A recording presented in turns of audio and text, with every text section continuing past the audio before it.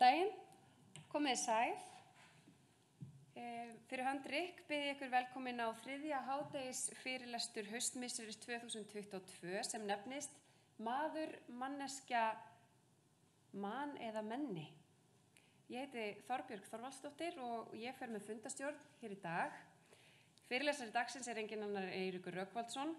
Hann kenndi við Háskóla Íslands frá 1981 og var prófessor í íslenskri málfræði frá 1993 til 2018.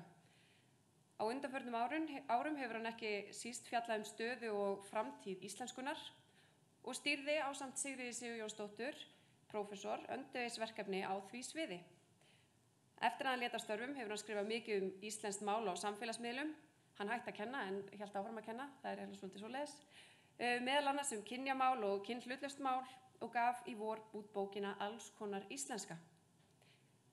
Í fyrirlestrinum fjallar Eiríkur merkingu orðsins maður í sögulegu samhengi og vandkvæði á að nota það í kynhlutlausri merkingu. Einnig verður fjallað kosti og galla annarra orða sem reynt hefur verið eða stungið upp á að nota í staðinn manneskja, mann og menni. Þannig ég býð þig hjartanlega velkomin, Eiríkur. Gefum honum gott klapp.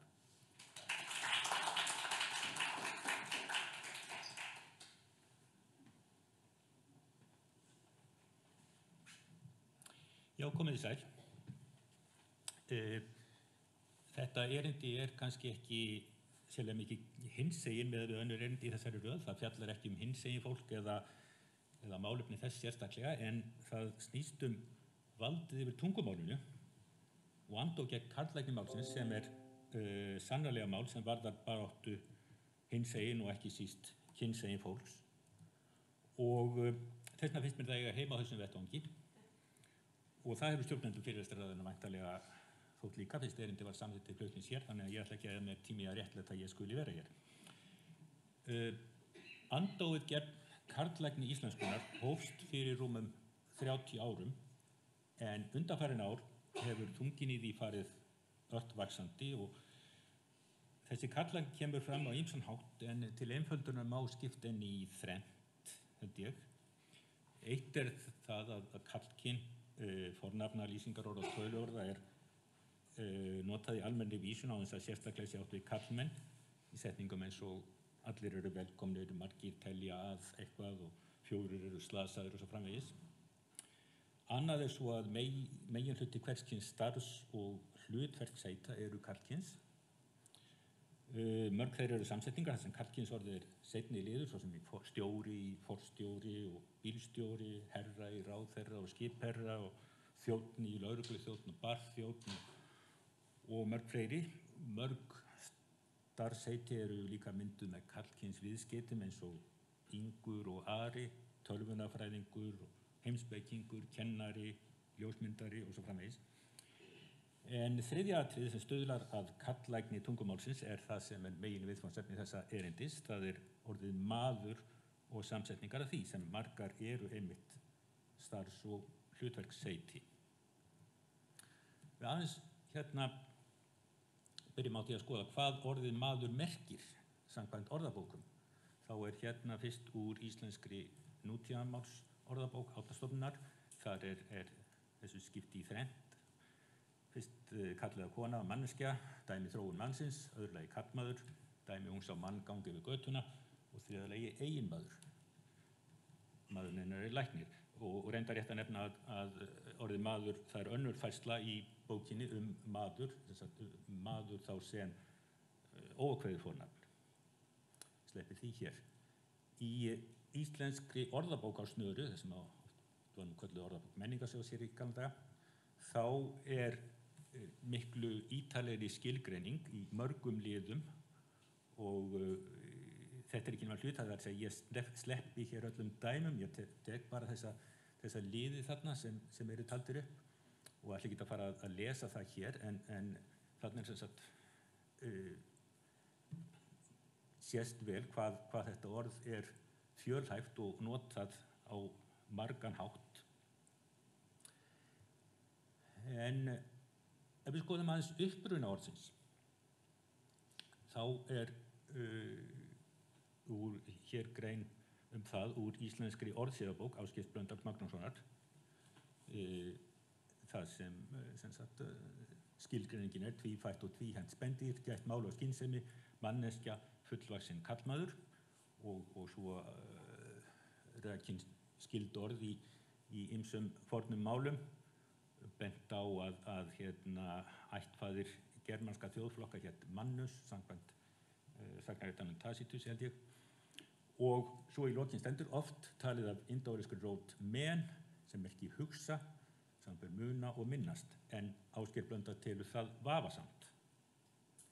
Þá skýringu.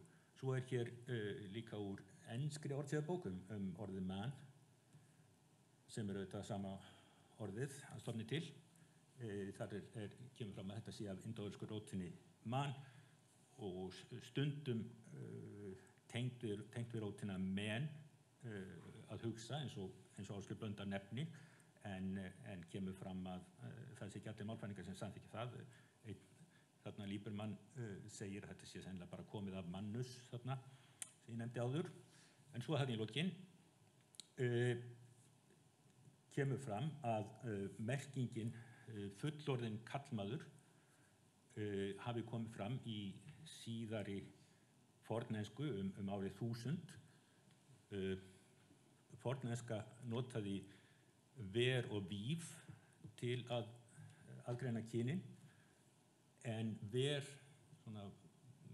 var komið undanhald á seinni hluta 13. aldar og man kom í staðinn sem í merkingunni karlmaður. Þessi orð náttúrulega ver og víf eru til í íslensku en fyrst og fremst í skáldamáli.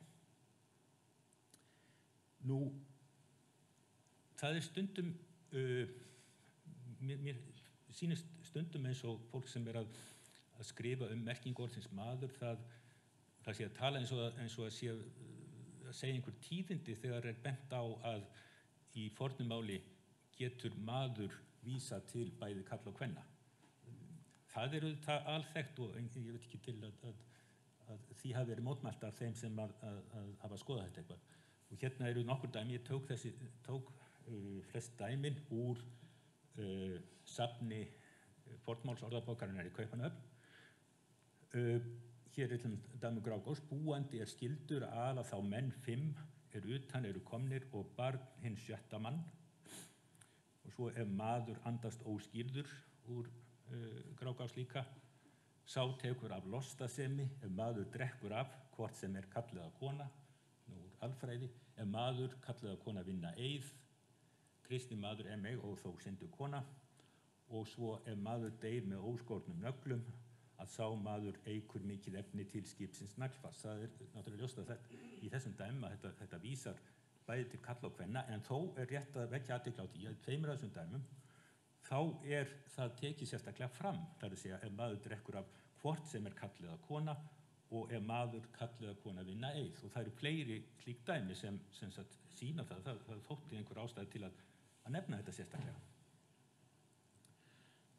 Ef við skoðum svo fornsögur, og ég hef skoðað þetta í textasafni sem hefur að geyma allar Íslendingasögur, Sturlungu, Heimskringlu og Landnámabók, þá koma þar samböndin, þegar fólk kynnt til sögunar, þá mjög oft notað sambandið maður nefndur eða maður var nefndur, eða maður hét X eða maður hét X.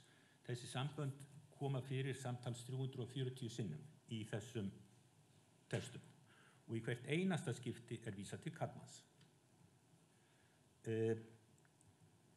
Ef vísað til konu, þá notað sambandið kona eða var nefnd, eða kona hét, eða kona hét, en það ekki nema 19 sinnum. Þetta náttúrulega mjög mikla karlabókmyndir. En aðalatriðið það að sambandið maður nefndur X eða maður hét X aldrei notað konu. Það ekki sagt maður nefndur Auður Djúpúðga eða eitthvað svoleiðis. Og má kannski nefna í þessu sambandi að á 8. áratugnum þá var Ríkissjónvarpið með viðtalsþátt sem hét Maður nefndur og það var náttúrulega aðalega að tala við kalla en þá sjaldan var talað við konu, þá breytti þátturinn nafn og hét Kona nefnd. Nú, fleirtalan menn í fornsögum getur vísað oftast eingöngu til kalla en af því hvað þetta eru mikla kallabókmyndir þá getur það oft verið vegna þess bara konur ekki til umræðu, þær ekki bara í þeim heimi sem verið að ræða en í vísun til einnar ákveðnar konu þá virðist maður aldrei vera notað nema þá að konan sé tekin út úr hópi manna eins og hérna sýnir hér í næstu dæmum. Þetta ég sá ekki ástæðu til að nefna tiltaka úr hvaða textum þetta úr þessum fornsagnakorpus sem ég nefndi. Var Freyr jafnan fátalaður við aðra menn en konu sína, fátaðan manna hjá sér utan konu sína. Daginn eftir að þeir voru útistaddir sáu þeir 13 mann á skóginum og var 1 kona í. Fóru menn þá upp á hlaðan, bæði kallar og konur, sáum það 2 menn hann kendi var þar Ólafur sonur hans og móðir hans. Og svo svolítið öðruvísi dæmi. Nú þykist þannig vita víst hvort kona hinn þriðji maðurinn hvítt til höfuðsins að sjá. Og kona var hinn þriðji maður ef þannig hafði sótt af Svíþjóðu austan. Sem sé, það hægt að segja hérna taka hóp fólks og nota orðið menn þann hóp og síðan hægt að taka einn út úr hópnum og segja einn þessara manna var kona en þetta aldrei notað að öðru leyti orðið maður ekki notað til þess að vísa til einnar konu.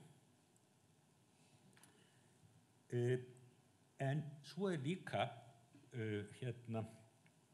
töluvert það í fornum textum að maður og kona manni og konu sé stillt upp sem andstæðum og ég nefni það sérstaklega vegna þess að því stundum haldið fram að þetta sé tiltölulega nýtt í málinu, að maður sé notað sem karlmaður í andstöðu við kona. Því stundum haldið fram að þetta sé megninu tilkomið frá Jóni Thoroddsen, sem skrifaði skáldsöguna Maður og kona miða 19. öld og jafnvel hef ég séð því haldið fram að þetta sé bara mjög nýlegt úr ensku. En það nú ekki. Hér eru dæmi fleiri dæmi úr safninu í Kaupmannahöfn, fornmálsorðabókinni í Kaupmannahöfn, að maður unni konu sinni og kona manni sínum. Þetta úr Matteusar postula, handrit frá 1150 til 1200, handrit gerast nú ekki eldri, íslensk handrit, fönguðum mönnum og giftum konum. Þess á milli kom þar aldrei maður né kvenmaður, þá óx undir vinstri hendi honum maður og kona. Þá var beitt útgöngu konum og þeim mönnum eigi voru sakar við og engi maður má konu fá sér skyldari af frændsemi eða sifsköpum en að 5. manni. Þannig að þarna í öllu þessum dæmum það alveg ljóst að maður merkir karlmaður. Svo í Nýja testamentið þýðingu Odds Gottskálkssonar frá því 1540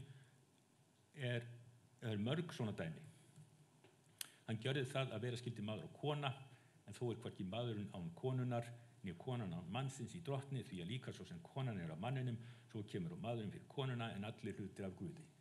Og fleiri slík dæmi, ástæðulaust að lesa þetta allt saman upp, en það eru miklu fleiri dæmi af þessu tagi í Nýja testament þýðingunni. Þannig að það er alveg ljóst þarna að maður notað í merkingunni karlmaður.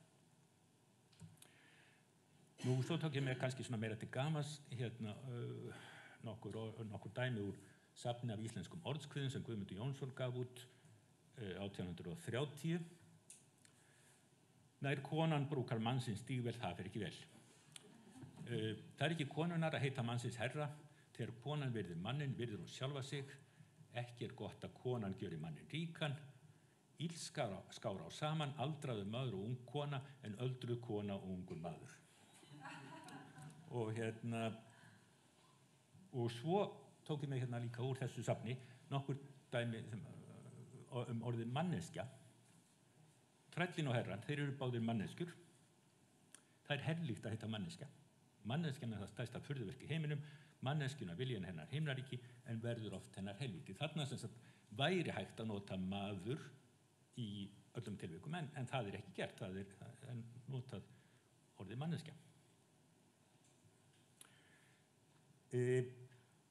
Svo það er þekkt dæmi það að fyrsta konan sem kaus í sveitarstjórnarkosningum á Íslandi, Vilhelmína Lever, kaus á Akureyri 1862 sem var náttúrulega löngu áður en konur fengu almennan kosningarétt.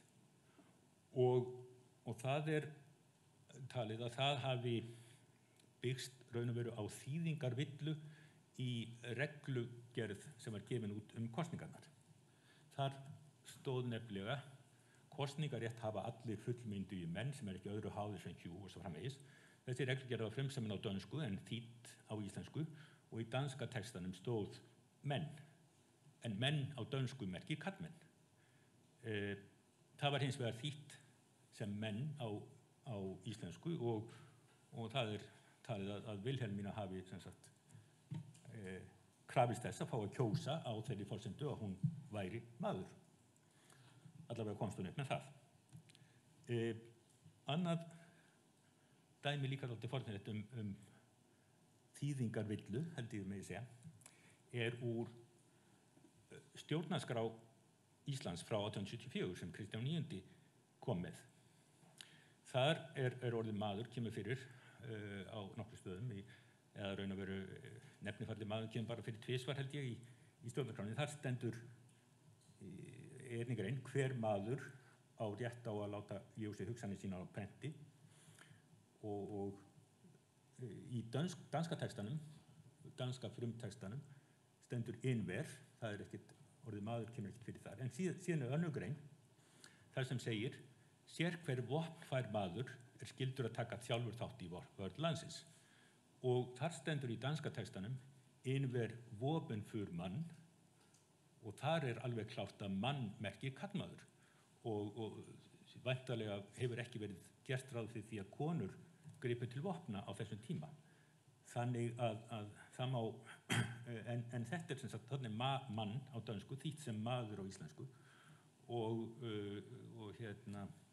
sem er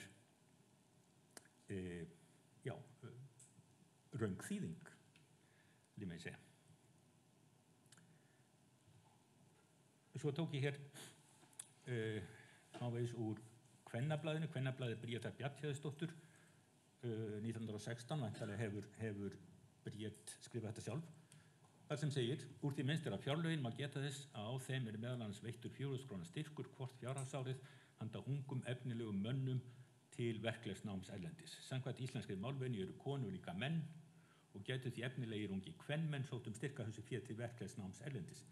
Ekki veitti þeim síður styrknum, fróðlegt væri að vita hverju landsstjórnin svaraði slíkri umsókn.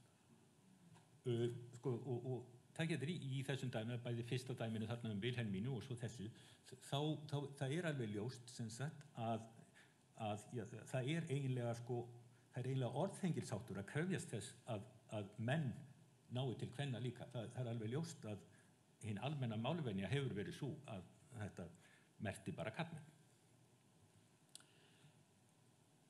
En svo fóru konur að krefjast þess að vera menn og elsta dæmi sem ég fann að kona segir ég maður er úr atópstöðinni, þar sem að Ugla segir ég vil kaupa mér kápu fyrir þá peninga sem ég unnið mér inn af því ég er maður. Og svo er náttúrulega mjög þekkt þessi tilvitnun í Vigdísi Finnbogadóttur í kosningabaráttunni fyrir forsetakosningarnar 1980. Þá ekki að kjósa mig af því ég er kona, þá að kjósa mig af því ég er maður. Og löngu síðar sagði Vigdís í viðtali 2015 ég finnst alltaf svo þungbært þegar við hættum að treysta okkar eigin tungumáli. Konur eru menn, við erum kvenmenn. Ég var spurður því í kosningabaráttunni hvort það ætti kjósa mig af því ég er kona og ég sagði nei, þá að kjósa mig af því ég er maður. Sem þótti ansi gott svar og nú er búið að eyðileggja það svar, sagði Vigdís. En spurningin er, var eitthvað að eyðileggja? Voru konur einhvern tímann menn? Það þarna á árunum á 8. og 9. áratugnum náttúrulega mikil umræða þetta, merkingu orðsins maður og hvort að konur séu menn og allt það. Fyrst með rauðsögunum og síðan með kvennaframboðinu og kvennalistanum, og það svolítið erfitt að ná utan þessa umræðu alla saman, en mér fannst vera hægt að rammana dálítið inn með tilvitnunum í 2 greinar eftir Magdalenu Schram, blaðamann eða blaðakonu eftir atvikum. Fyrri greinin heitir Já, ég maður og birtist í Vísi 1981, og ég ætla bara að leyfa mér að lesa smá út úr þessari grein, vegna þess að þetta sýna þetta svo vel hvað máli snýst. Hún segir, upphaflega reyndist mér erfitt að skilja hvernig ég átti að hætta að vera blaðakona og byrja að vera blaðamaður. Auðvitað hlaut ég að samþykkja allar konur eru menn, en gat þó ekki glemt þeirri notalegu staðreynd að allir menn ekki konur. Ég engin venjulegur maður, ég kona.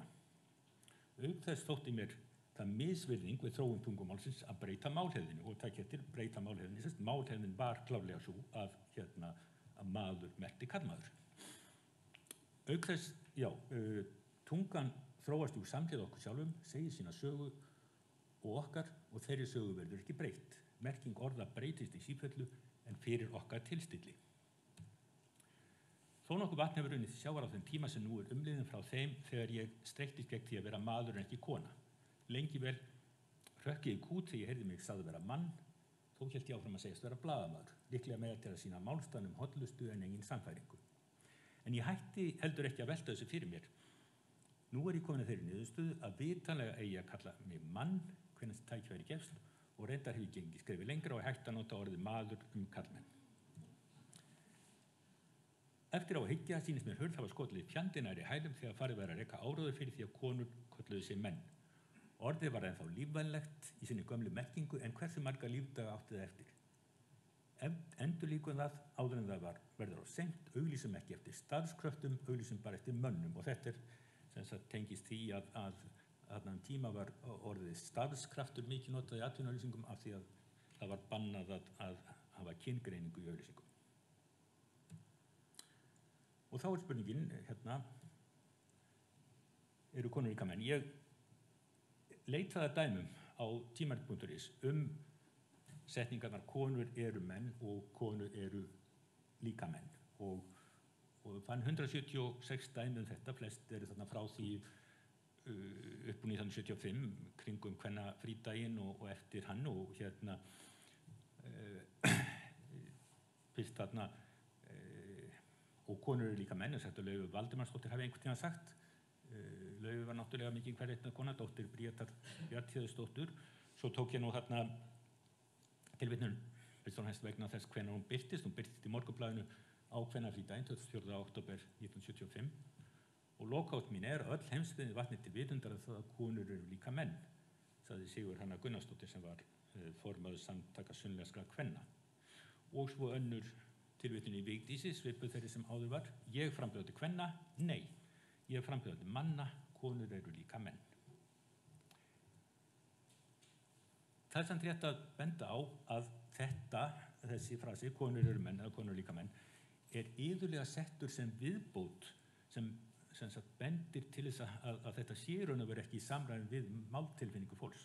Sett sem viðbót innan þangastrika innan sviga, tók hérna 2 dæmi úr blöðum. En þó til séu vondir menn og konur eru líka menn, það vondur heimur þegar gengið út á því sem vísu að hættan búa hverju horni. Á Íslandi nefnilega fullt af mönnum innan sviga, konur eru líka menn sem geta skrifað leikrit, sem sé þarna vita höfundarnir eða gera ráð fyrir því að þetta verði skilið sem karlmenn, og finnst þessin ástæða til að bæta þessu við.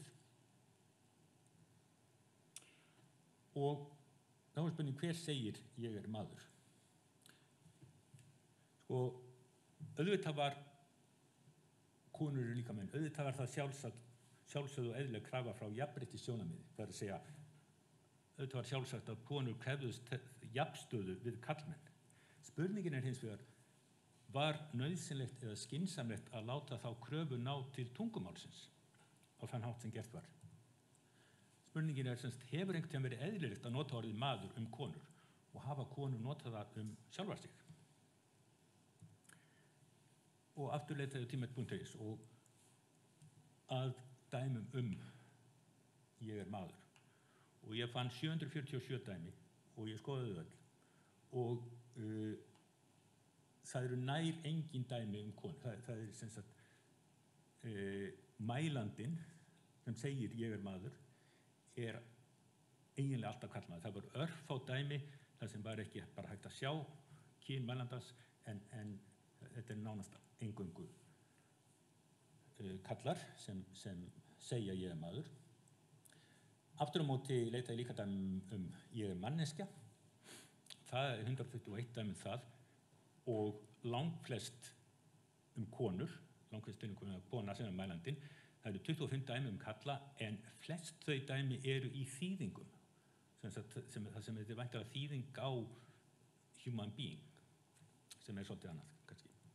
Og ég skoðaði líka í risamálheildinni sem er 1,64 milljarðar orða sem aðalega frá síðustu 20 árum og það mjög svipað þar. Þar eru 89 dæmi ég maður en engin þeirra konur nema það eru nokkra tilvísanir í þessi orð Vigdísar sem ég nefndi áður.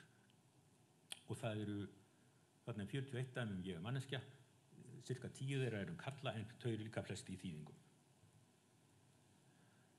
Ég skoði líka í risamálheildinni hvernig konur lýsa sjálfum sér. Og ég skoði það með því að athuga samböndin ég mikill eða lítill eða engin maður eða manneskja eða kona. Það sem vegna þess að þau slík dæmi sýna hvernig fólk lýsir sjálfu sér.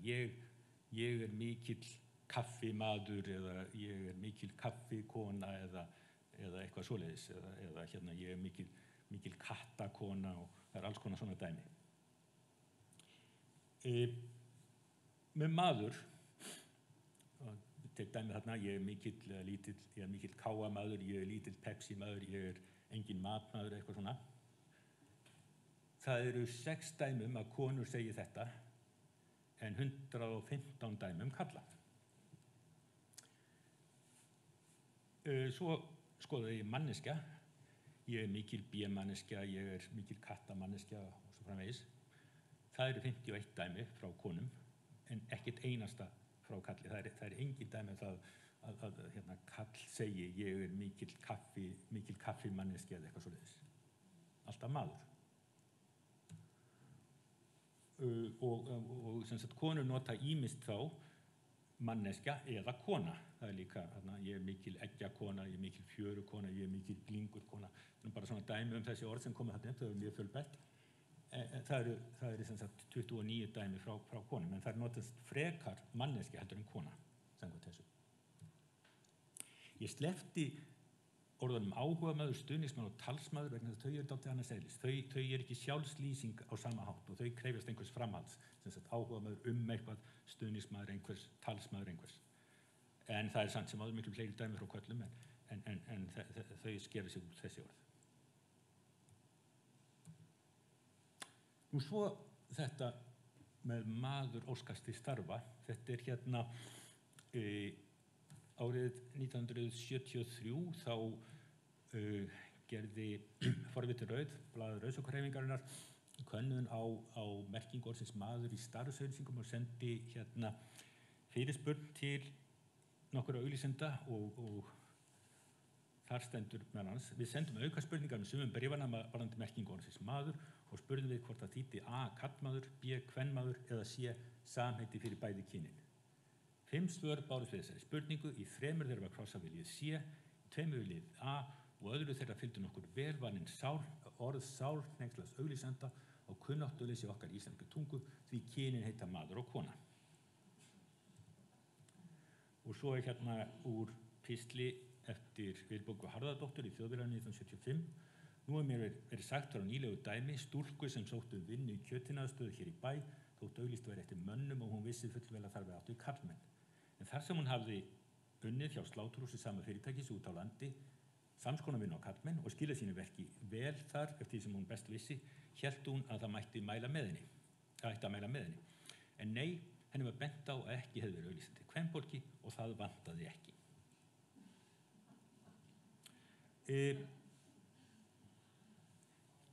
Kyngreining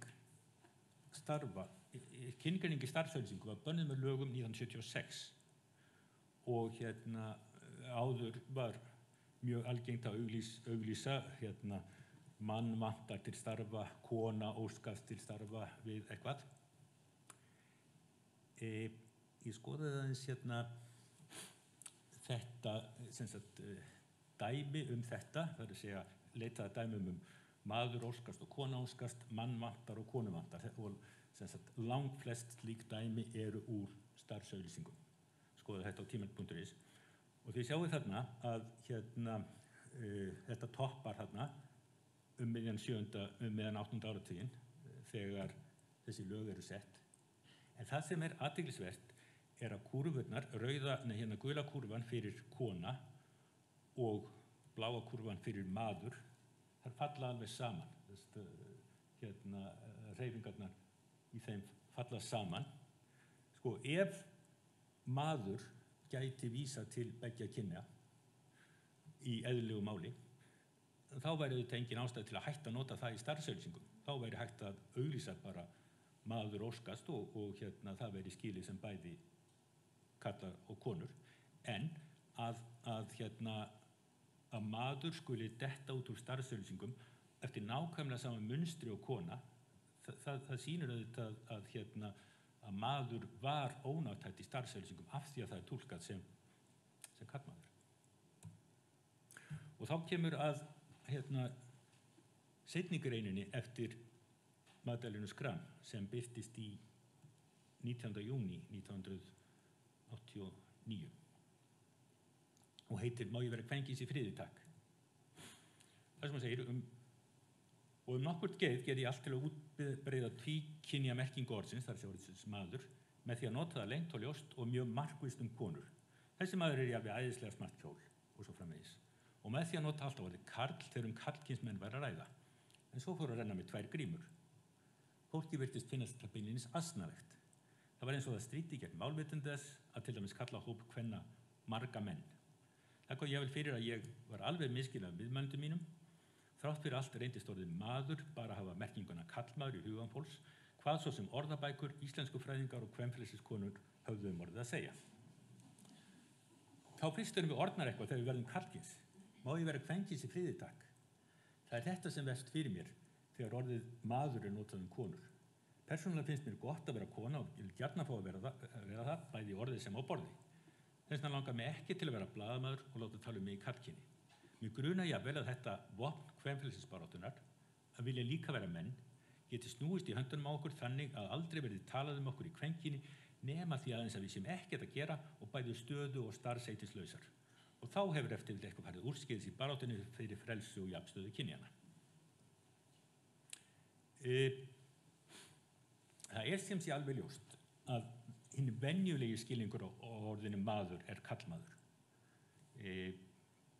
Eftir dæmið þarna tók ég úr starfsauglýsingu en nema hvað ég skipti kona út fyrir maður. Það stóð sem sé kona áskastið viðgerð á fötum hálfan eða allan daginn. En og það er væntanlega dæmi gert kvennastarf með hefðbundið viðhorf en jafnvel þó standi maður, þá held ég að við skiljum þetta sem karlmaður. Jafnvel þó að sem þetta starf að ræða. Og svo kemur þarna önnur auglýsing, við leyndum á ungum manni og þá kemur innan svega, eins og ég nefndi áður, konur eru líka menn sem hefur þekking á bókhaldi og reynslu á tölvuvinnu.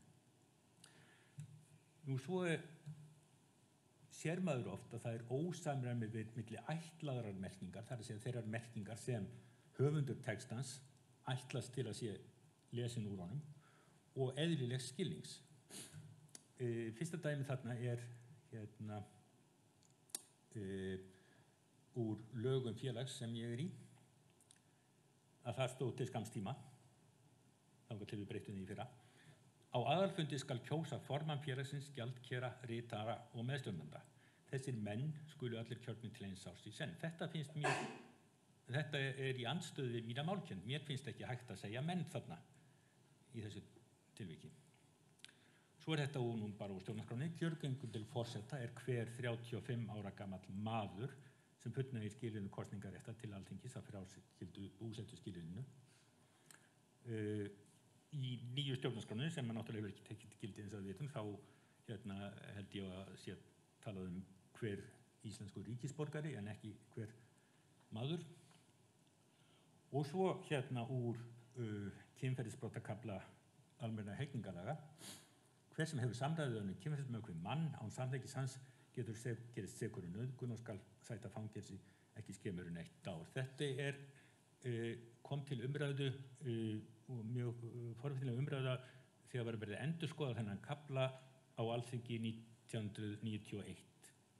Og í upphaflegri gerð almennra hegningarlaga frá 1940 var allstað að tala kvenmann í þessari grein, af því að þá datt engum í huga að karlmenn getur verið þolendur kynferðisbrota.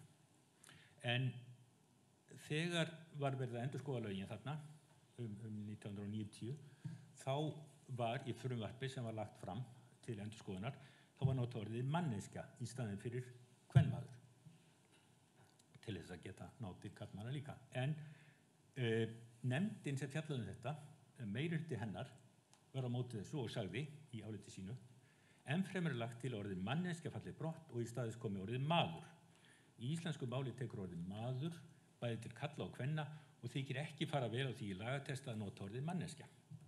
Af hverju svo sem það er? Manneskja er, jú, þetta er tökuorð, en það er tökuorð komið inn í málið allavega 1400 held ég og er náttúrulega sömu rót og maður, þannig að ég sé svo sem ekki af hverju það var talið fara illa þarna. En minnihlutin, sem var fulltrúi Kvennalistans, Anna Ólafsdóttir Björnsson, sagði: minnihlutin styður þó ekki þær breytingartillögur sem lúta að orðalagi frumvarpsins, þar að í staði orðsins manneskja komið maður og aðrar breytingar sem af því leiðir. Enda þótt orðið maður sé oft notað bæði karla og konur, er rík hefð fyrir því íslensku að orðið maður eigi aðeins við karlmenn. Ástæðulaust er að fúlsa við notkun hins kvenkjandi orðs manneskja þegar áttu við bæði kynin.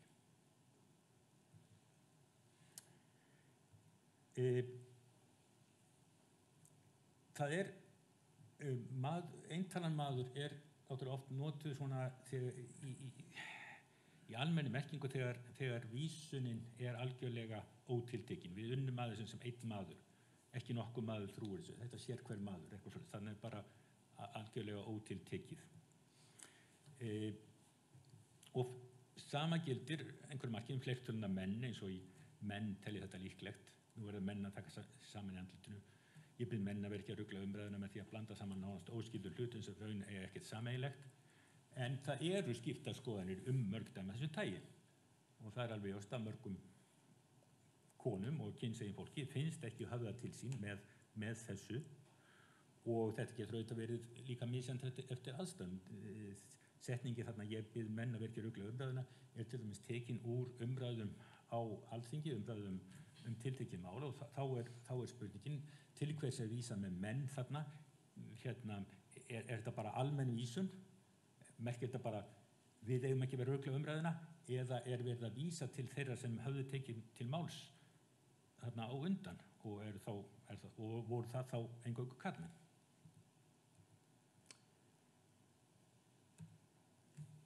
Því er stundum haldið fram að ef það er amast við orðinu maður í kynhlutleysi, þá hljóti það að leiða til þess að verða hafna öllum afleiddum orðum.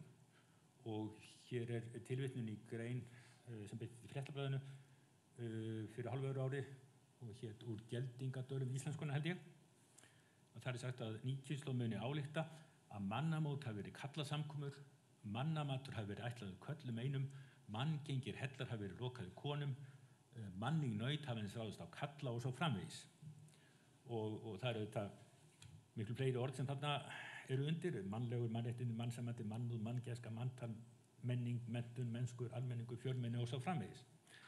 En spurningin er er einhver ástæða til að setja þetta svona upp? Það er rétt að hafa það í huga að fólk sem svona vill losna við að nota orðið maður sem kynhlutlaust orð vegna tengsla þess við karlmenn, að það hefur stungið upp á orðum eins og man og manneskja og menni og öll þessi orð eru auðvitað sömu rót og maður. En vandinn við maður er sem sagt fyrst og fremst þessi að það er oft andstæð við kona.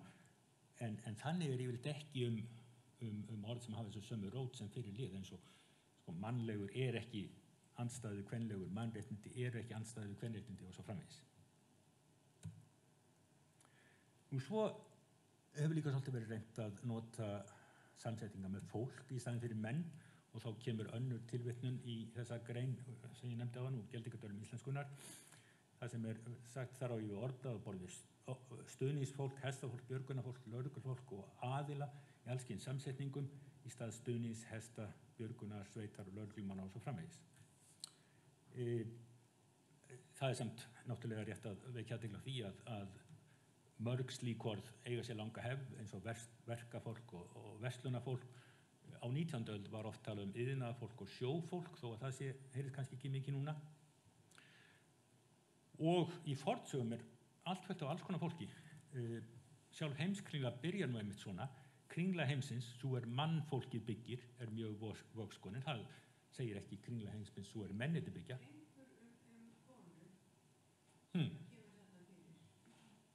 Hvað segirðu? Var það ekki Bergþór sem þetta einhver bónu? Jú. Og svo eru þarna ýmis önnur orð í heimskringlu, eins konar annað fólk, og orðið landsfólk er til dæmis algengar í heimskringlu heldur en landsmenn. En vandinn, og það er ofta hægt að nota fólk svona, en vandinn er auðvitað sá þegar kemur að eintölunni, það er að segja að það er hægt að nota starfsfólk í staðinn fyrir starfsmenn, en ef við þurfum að tala um einstakling þá, vísu eru einhverjar vísbendingar um það að orðið fólk sé að fá eintölu, en lítum fram hjá því í bili. En svo er þetta sko líka algengt að til séu kynskipts starfsheiti með maður og kona, vinnumaður og vinnukona, kaupamaður og kaupakona. Það er auðvitað löng hefð fyrir þeim orðum og þegar verkafólk fóru að stofna félög þá voru kallarnir í verkamannafélögum, konurnar í verkakvennafélögum og svo framvegis. En það hefur verið gerðar nokkrar tilraunir með orð til að nota í staðinn fyrir maður í svona kynhlutlausri merkingu. Ríkisútvarpið hefur undanfarin ár kosið manneskju ársins en ekki mann ársins. Vandinn við mannesku er þessi, hvaða tengist konum mikið, eins og ég nefndi, benda á það er eiginlega aldrei notað í sjálfslýsingu kalla nema í þýðingum á human being, og svo hefur það þessa svona einhverja auka merkingu sem veit ekki nákvæmlega hvernig á að lýsa, en tengist eitthvað svona tilfinningum eða einhverju slíkur sko. Mannlegur er ekki sama manneskjulegur. Haraldur Ólafsson, mannfræðingur, skrifaði bók sem heitir Manneskjan er mesta undrið, hún heitir ekki Maðurinn er mesta undrið. Það hefur líka verið reynt að nota man. Með skosti hefur Helga Vala Helgadóttir talað um sig sem alþingismann, ég hef líka sé orðið forstöðumann og eitthvað fleira. En þetta virðist eingöngu verið notað á konum og konur. Þarna þarf náttúrulega svolítið merkingarbreytingu á mann, en kannski aðalvandi sá að í aukaföllunum fellur þetta saman við mann, það er að segja alþingismaður alþingismann og alþingismann alþingismann. Það er engin framburðar munur í aukaföllunum. Og svo kann að vera fleirtalan mun síðan einhver fyrirstaði, ég skal ekki segja. Ég hef stungið upp á að nota orðið menni, og það er svo fleiri stungið upp á því undan mér. Það hefur fram að þess að eingöngu verið seinni liður samsetninga með lýsingar á sem fyrirlið og sumum finnst þetta smættandi eða niðrandi og kann vel að vera, ég skal ekki dæmi það og ætla ekki að fara að berjast sérstaklega fyrir þessu orði svo sem. En allavega, niðurstöður, ef einhverjir eru. Eintalan maður er oft notuð í kynhlutleysi merkingu í almennri vísun, en að öðru leyti er sú notkun einkum bundin við lagamál og annað formlegt mál og sú notkun oft í andstöðu við málkennd þorra málnotenda oft mjög afasum. Skjótaði hér eina, þannig bara gær sem ég sá dæmi þar sem að það hefði verið sagt frá því í fréttum að maður sem var staddur í Pólandi í tengslum við árshátíð Samherja hefði verið fluttur heim með sjúkraflugi. Svo voru fréttir í gær það að þessi maður hefði verið kona og fréttina voru einhvern veginn orðað þannig að fréttin, sem sagt maður slasaðist, hún hefði verið villandi sem sé. Það var verið að segja að það skildu þetta allir sem þetta var raunverulega röng frétt í upphafi. Það var ekkert maður sem slasaðist, það var kona. Eintalan maður hefur aldrei getað vísað til tiltekinna konu nema sem staks í stærra mengi eins og nefndi, kona var hinn þriðji maður. Fleirtalan menn hefur oft verið notuð í vísun til kynblandara hópa en það eru skiptar skoðanir með málnotenda hvort það gangi alltaf. Samsetningar með fólk eru oft eðlilegar í staðinn fyrir samsetningar með menn en þá vantar eintöluna. Nokkrar tillögur hafa komið fram kynhlutlaust orð í stað maður en engin þeirra gallarlaus eða hefur slegið í gegn. Og þar með segja þetta gott. Takk fyrir áhorfina.